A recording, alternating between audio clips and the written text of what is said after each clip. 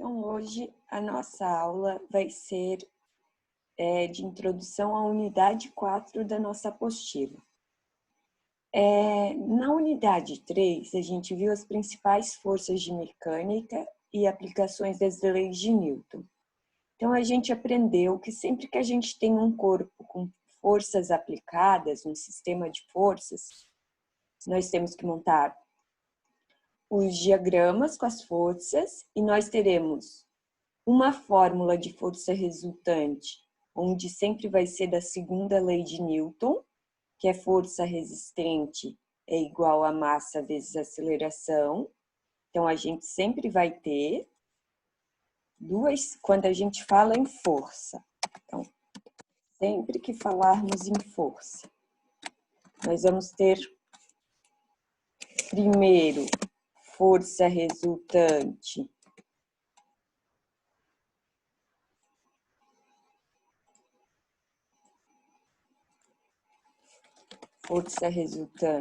é igual a massa vezes aceleração, que a gente viu lá da segunda lei de Newton.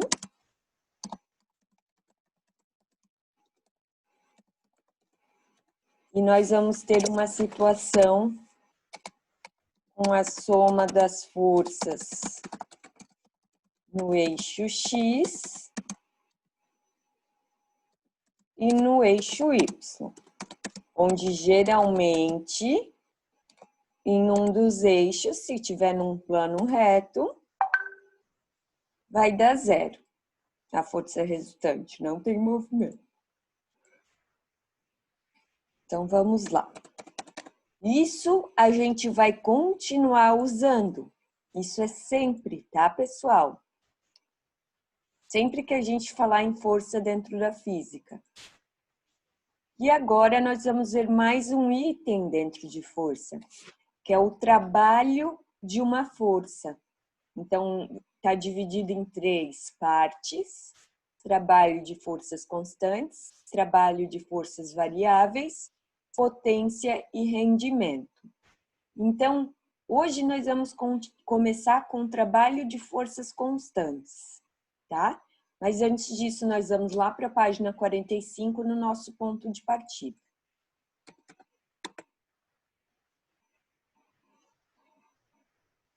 Então, aqui no ponto de partida, nós temos trabalho de uma força e nós temos essa imagem aqui. E ali diz aonde que é essa imagem para a gente, né? Diz assim: o arco e a flecha são importantes instrumentos de guerra e obtenção de alimentos em diversas tribos indígenas, como para os calápalos, que vivem nas margens do rio Xingu, no Mato Grosso. Então, é uma foto aqui do Brasil. Para lançar a flecha, é necessário tracionar a corda do arco, provocando uma deformação, elongação. Então, o nome dessa deformação que a gente faz na corda é elongação momentânea e um arqueamento da madeira que compõe o arco.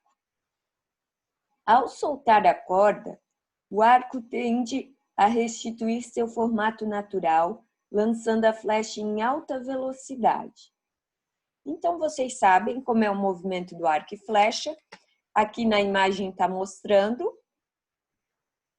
O índio está puxando a corda, acaba por arquear a parte de madeira e quando ele solta a corda, a flecha sai.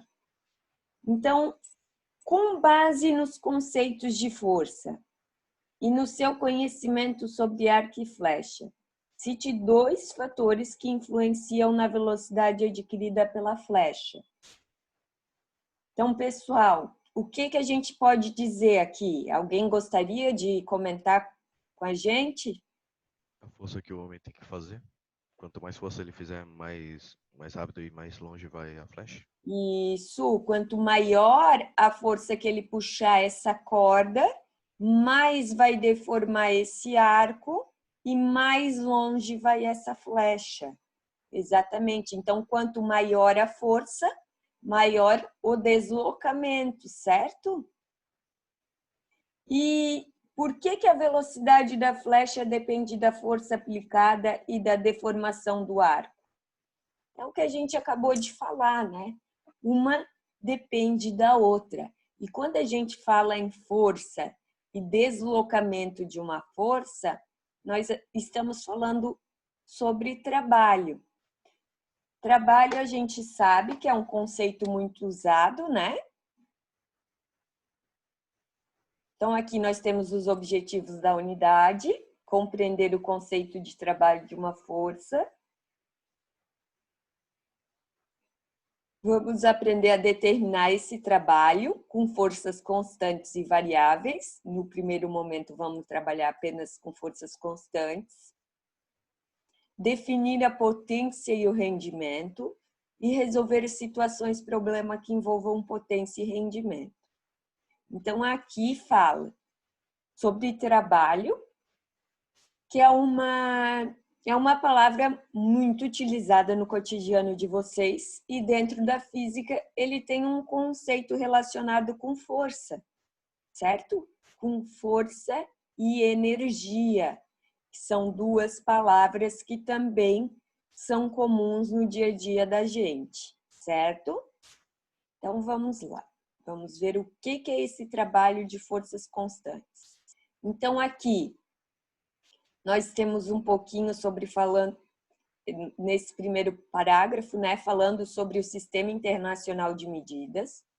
Por que a gente usa o Joule, tá? Joule foi em homenagem, né, a um industrial francês que também teve participação em atividades científicas, tá? Ó, James Prescott Joule foi um dos físicos que tratou do conceito de energia. Então, ele teve participação nessa parte da física. Trabalho é o resultante de uma construção teórica desenvolvida para calcular quanta energia é retirada ou fornecida a um corpo em decorrência da aplicação de força. Então, por exemplo, ali na flecha, a gente aplica uma força no arco e essa força transfere por meio de energia para a flecha, é transferida, né, para a flecha, gerando um deslocamento, certo? Então, aqui nós temos a ilustração de uma moça carregando uma bolsa. Quando uma força aplicada em um objeto provoca algum deslocamento na direção da força, a realização de trabalho. Então, aqui, a moça pega na alça da bolsa, puxa a bolsa do chão e levanta ela. Então, a força que a mulher causa na alça da bolsa faz com que a bolsa suba, certo? Então, isso é uma realização de trabalho. Então, nessa situação, houve realização de trabalho físico, pois houve aplicação de forças sobre a bolsa e essas forças provocaram um deslocamento. Trabalho é uma grandeza escalar definida pela quantidade de energia transferida de um sistema a outro ou transformada de um tipo em outro. O trabalho é representado por tal, que é uma letra grega, e é medido em newton-metro, ou mais comumente, joule no sistema internacional. Então, uma dessas duas unidades que vocês vão usar, mas o mais comum é continuar usando o joule, como nós já usamos para energia. Então, como é que a gente vai determinar o trabalho de uma força constante? Então, nós vamos continuar, pessoal, analisando o corpo e as forças que estão envolvidas. Nós vamos ter as forças num sentido e em outro, certo? Na horizontal e na vertical. Então, nós vamos ter alguns tipos de trabalho. Lá no CA, no livro de atividades de vocês, está bem resumido. Eu vou explicando aqui pela apostila, tá? Então, a gente tem o trabalho motor, quando esse trabalho vai ter um sinal positivo, que é quando a força é aplicada no sentido do deslocamento, ok? Então, por exemplo, em uma rampa, a tendência do corpo é subir ou descer quando a gente tem uma rampa. Deixa eu pôr lá no meu.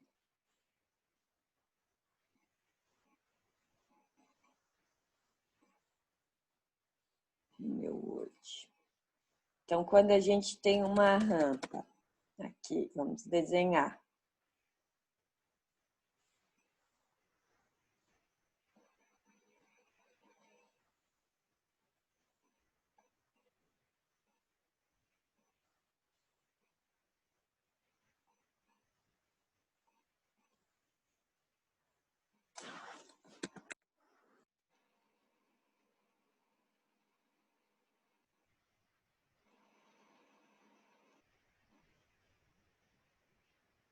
Então, aqui está a nossa rampa, aqui está a nossa caixinha. Se não tiver ninguém empurrando, nem puxando, a tendência da caixa é devido à força-peso e para baixo, certo? Que o peso a gente sempre faz perpendicular ao plano em que o corpo está apoiado. Opa, não. Perpendicular ao plano vai ser PY. A gente sempre faz a força-peso em direção ao solo e nós temos que decompor ela em PX e PY, que daí sim vai ser perpendicular e paralelo ao plano em que a gente está trabalhando, que nesse caso é inclinado. Então, nós vamos ter PX paralelo, que vai estar aqui, digamos. Deixa eu fazer de vermelho.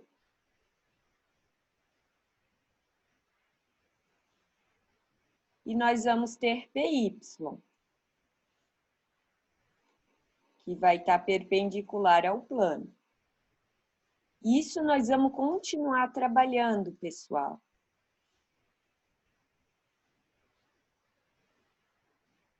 Por isso que a gente aprendeu força por força. E aqui PY.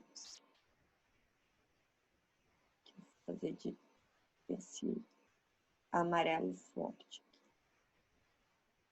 Ok? Então, aqui,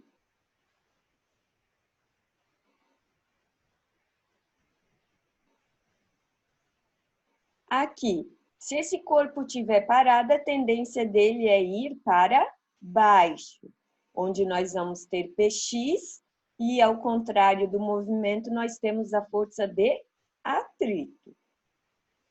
Então, se a gente fizer a tendência do movimento é para baixo, se a gente fizer uma força para baixo, a gente vai estar realizando um trabalho motor, um trabalho de sinal positivo, na tendência do deslocamento, ok?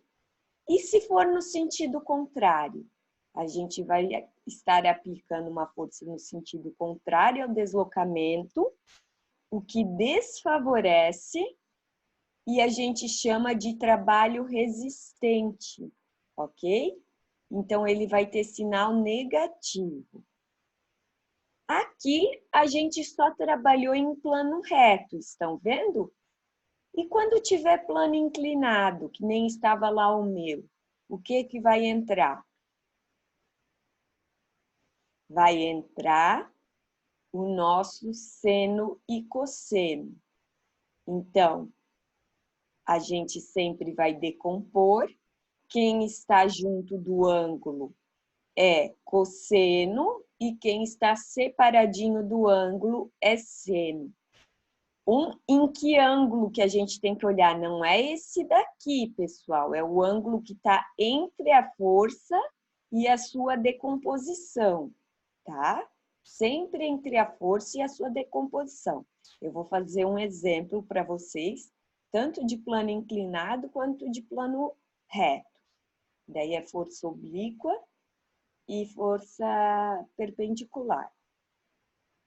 Então, além do trabalho motor, do trabalho resistente, com sinal negativo, nós temos o trabalho nulo, quando a força é perpendicular ao movimento.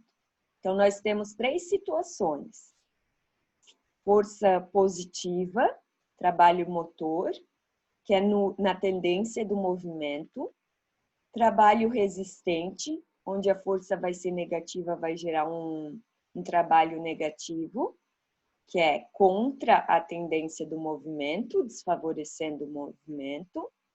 E nós vamos ter um trabalho nulo, quando a força é perpendicular ao deslocamento, ok? Então, vamos lá. Aqui está explicando aquelas situações de seno e cosseno. E nós vamos ter o trabalho total realizado sobre um corpo, que a gente sabe, sempre que a gente tem o total, a gente tem o somatório de cada força que está envolvida no sistema. Se tiver só uma força, trabalha igual ao trabalho dessa força. Se tiver mais de uma, nós vamos somando uma por uma. Força-peso, força de tração, força que alguém está aplicando, força de uma corda e assim por diante, tá? Então, aqui a apostila traz um exemplo para nós de uma ciclista. Então, lá na página 50. Imagine uma ciclista pedalando em uma pista plana e horizontal, em um percurso de comprimento. Sempre que a gente usa ΔS, é posição final menos inicial. Então, ela percorre 100 metros. Considere que as seguintes forças atuam sobre o sistema ciclista e bicicleta. Então, nós vamos ter força motora, 100 newtons, horizontal para frente. Por que força motora? Vem de motor, que é a força no sentido do movimento. Ó.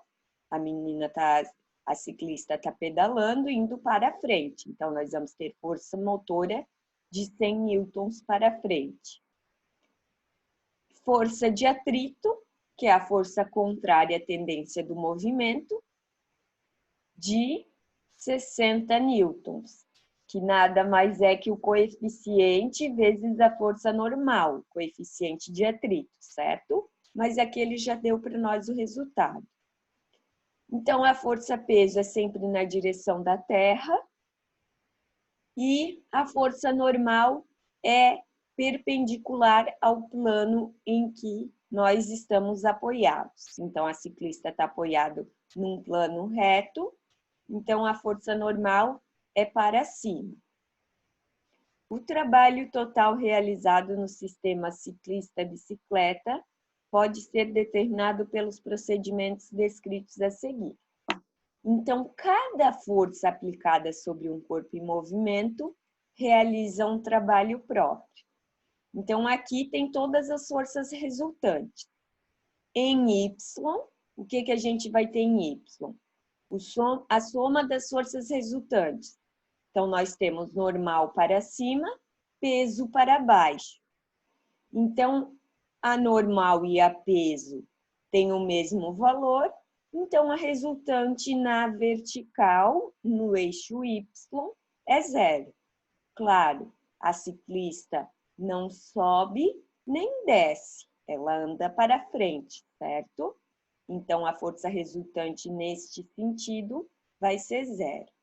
Agora, em X, desculpa, força resultante vai ser tudo que está para a direita menos o que está para a esquerda. Força motora menos força de atrito.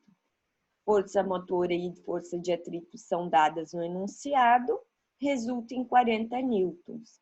Então, a única força resultante que a gente vai ter é 40 newtons na horizontal para a direita, ok? Até aqui, a gente já tinha aprendido. Agora, como é que calcula o trabalho dessa força?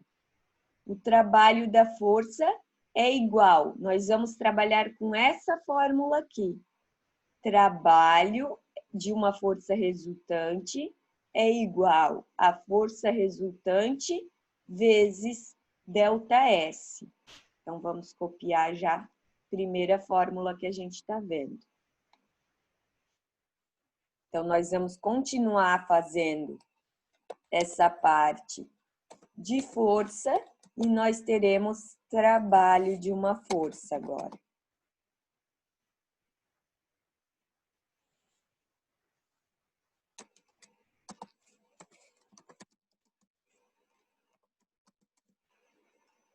Que vai ser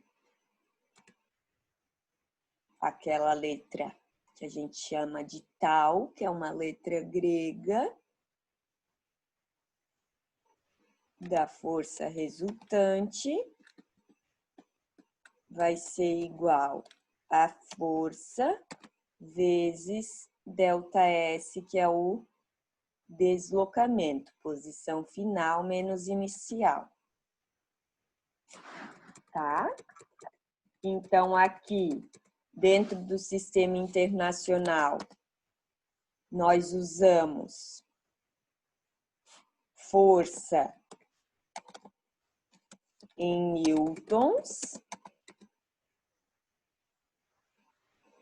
F, que é de força. Vou escrever tudo aqui que depois eu mando isso aqui para vocês. É em newtons.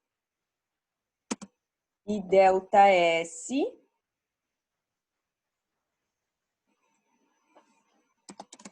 é a variação da posição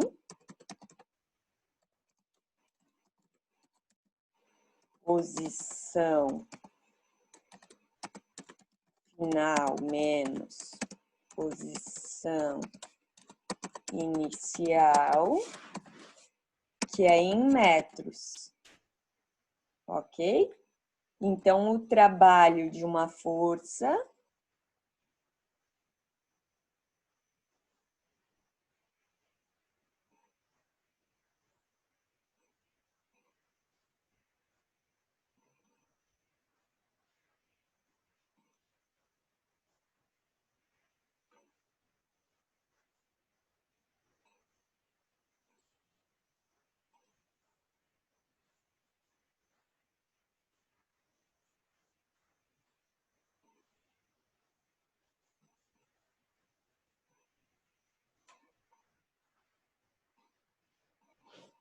aqui. Trabalho da força resultante, trabalho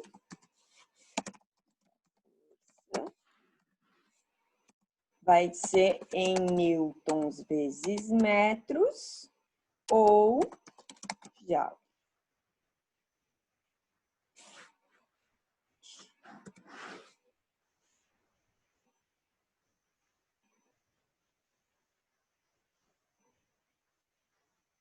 Tá?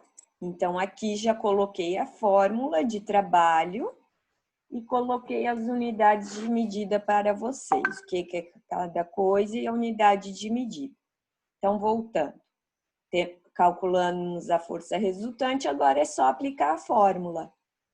Achamos a força resultante, que é 40, o deslocamento foi dado no enunciado, que é 100. Então, o trabalho da força resultante vai ser 4.000 joules. E esse trabalho vai ser positivo, porque ele vai estar na direção da força motora. Se a força de atrito fosse maior, então seria um trabalho resistente, ok? Então, não precisa pôr o sinal negativo. Então, a gente tem outro meio de determinar esse trabalho. Ou primeiro a gente calcula a força resultante e aplica a fórmula de trabalho, ou a gente calcula o trabalho de cada força. E depois faz o somatório desses trabalhos. Então, o trabalho da força motora vai ser a força motora vezes o deslocamento, 10.000 joules. O trabalho da força de atrito, como é um trabalho resistente, é negativo, ó, é no outro sentido, então é negativo. Então, é menos força de atrito vezes o deslocamento. Fazendo o somatório, por que força peso e força normal é zero? Porque estão perpendiculares ao deslocamento. Esse símbolo aqui é de perpendicular ao deslocamento, ok? Força peso está perpendicular ao deslocamento. Força normal está perpendicular ao deslocamento. Então, nesse caso, o trabalho é nulo. Então, temos trabalho motor, trabalho resistente e trabalho nulo. Os 3 tipos que nós vamos estar trabalhando neste primeiro momento. Então, fazendo o somatório, 10.000 menos 6.000 mais 0 mais 0, 4.000 joules. Então, nós vamos ter sempre 2 formas de calcular. Ou quando tiver mais de uma força, né? Então, calcula-se a força resultante e, então, calcula-se trabalho resultante. Ou a gente tem uma segunda situação que a gente pode calcular, calcula-se o trabalho de cada força e, então, faz-se o somatório de todos os trabalhos de força, calculando o trabalho resultante. Então, a gente tem 2 situações. 1, 2, 7. Então, aqui nós vamos calcular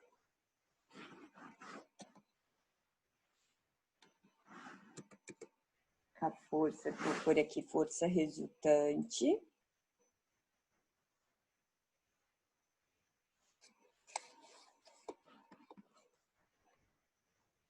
Ou a gente vai calcular o trabalho de cada força. Tá acabando meu tempo. Vou chamar de força N, ok? Porque vamos ter N forças. Força 1, força 2, força 3, cada uma vai ter um nomezinho. E depois vamos fazer o somatório para chegar no trabalho resultante. Soma de todos.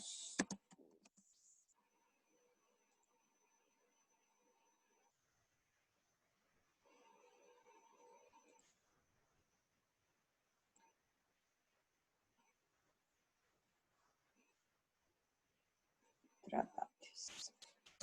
Ou seja,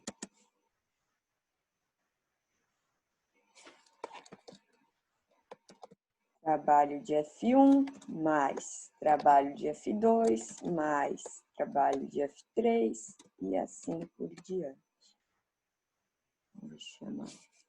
Que pode ser força de atrito, força da menina na bicicleta, que foi chamado de força motora, força peso, força normal, qualquer força que a gente tiver aplicado, ok?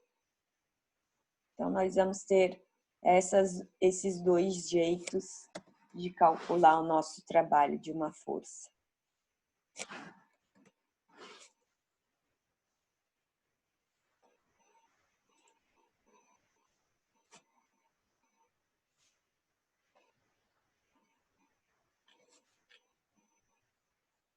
E aqui, vou puxar isso aqui lá para cima. Certo, pessoal? Ficou alguma dúvida? Não. Daí aqui está falando sobre o trabalho. Aqui na apostila, na página 51.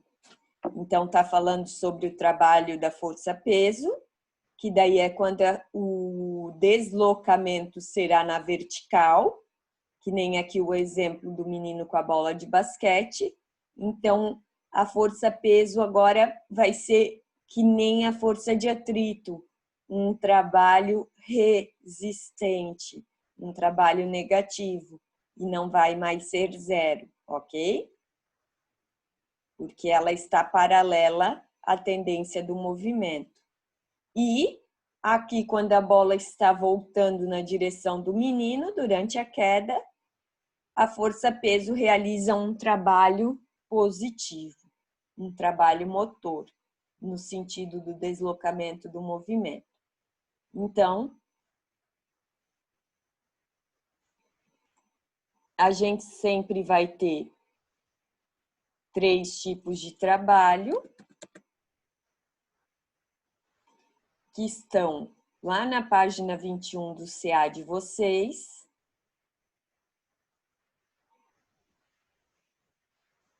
Trabalho motor, quando a força é no sentido do deslocamento. Trabalho resistente, quando a força é contrária ao sentido do movimento. E trabalho nulo, quando a força é perpendicular ao movimento. Ok? Então, até porque, se vocês colocarem lá na calculadora, ó, trabalho de uma força aqui, ele já acrescentou o cosseno, porque se for uma força que vai estar inclinada à tendência do movimento, nós vamos ter que fazer vezes o cosseno. E quando a gente faz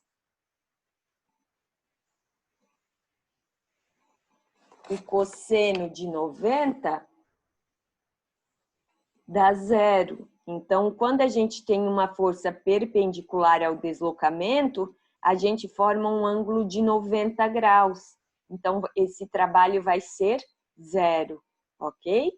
E quando a gente trabalha com uma força no sentido do movimento, o ângulo que se forma é 180 ou zero.